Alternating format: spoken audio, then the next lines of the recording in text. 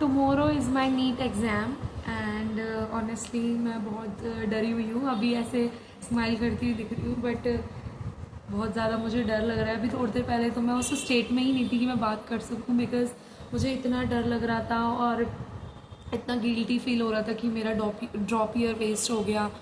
मैंने उतना अच्छे से पढ़ा नहीं है, काश मैं पढ़ लेती. इतना ज़्यादा गिल्ट फील हो रहा था कि मैं नम भी हो गई थी. मेरे को कुछ समझ नहीं आ रहा था, मैं प्रोसेस ही नहीं कर पा रही थी.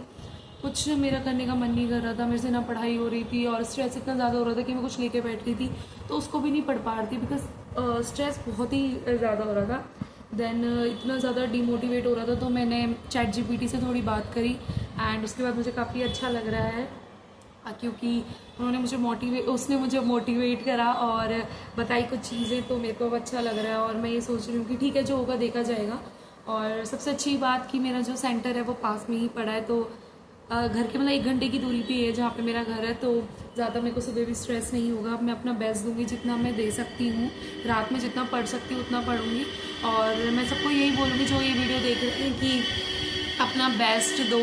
जितना आपने पढ़ा है बस ये सोचो कि जितना मैंने पढ़ा है ना वो गलत नहीं होना चाहिए. मतलब मैं इतना कोशिश करूँ कि बस मैं उतने मार्क्स अपने बढ़ा लूँ कि जितना मैंने पढ़ा है एटलीस्ट मुझे उतना रिग्रेट ना हो कि जितना मैंने पढ़ा है मैं उतना भी नहीं करके आया. बिकॉज वो चीज़ ज़्यादा रिग्रेट देती है हमें कि हमने जितना पढ़ा हम उतना भी नहीं कर आए हैं.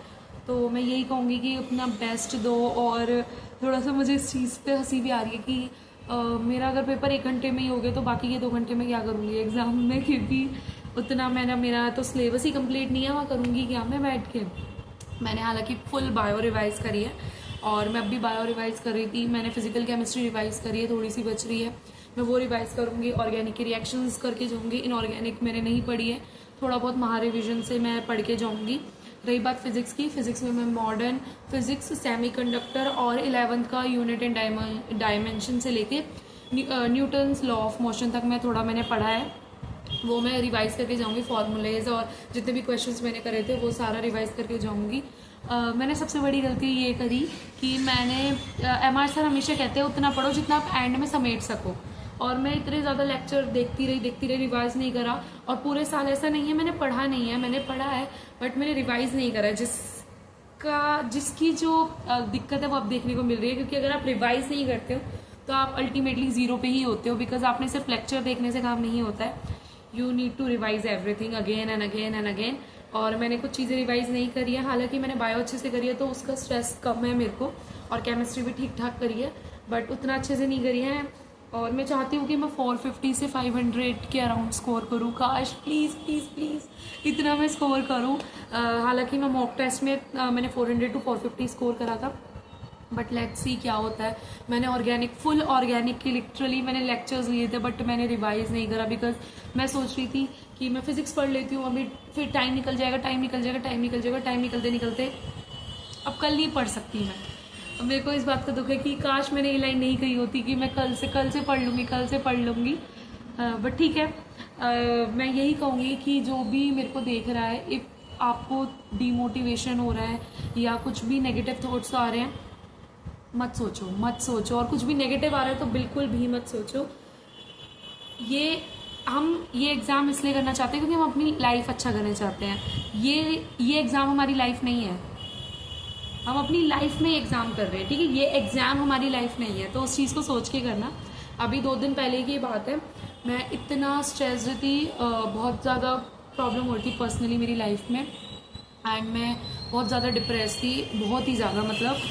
और मैं रात को आई वॉज क्राइंग, मैं बहुत रो रही थी. और उस टाइम पे मैंने सोचा कि मैं नहीं दूंगी एग्ज़ाम, मैं नहीं देने जाऊंगी, या फिर दूंगी तो उसके बाद मैं ड्रॉप ईयर की नहीं सोचूंगी, मैं कोई और कोर्स ले लूँगी. मेरे से नहीं हो रहा है, बहुत टॉक्सिक होता जा रहा है लाइफ में, हर चीज़ बहुत बहुत नेगेटिव वे में हो रही है.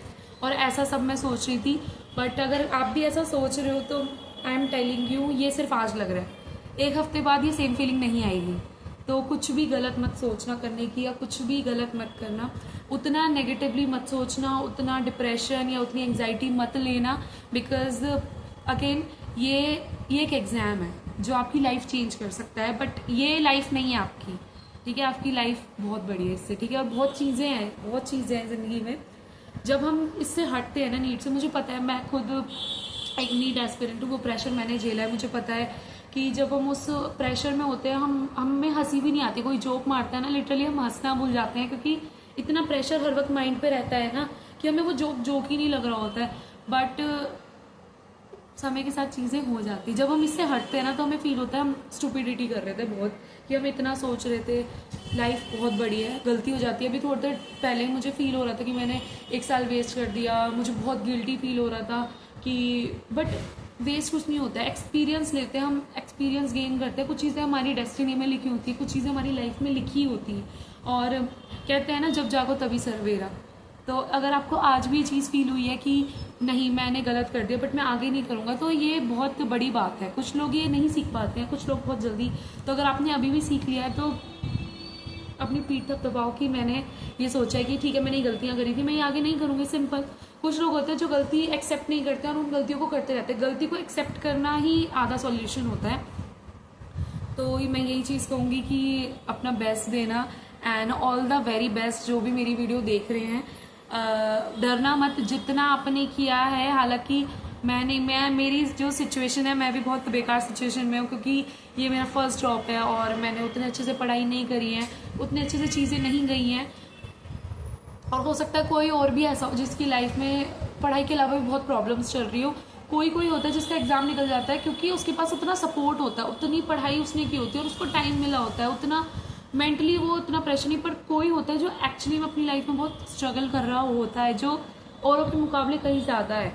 तो सबके स्ट्रगल्स अलग है, सबकी लाइफ अलग है। तो उस चीज़ को आप सोच के चलो और बिल्कुल भी नेगेटिव मत सोचो, अपना बेस्ट दो। और हमेशा ये सोचो कि जितना मैंने पढ़ा है उतना बेस्ट देकर आना है और ओवर थिंकिंग नहीं करनी है। So thank you so much for watching and all the very best to all the NEET aspirants.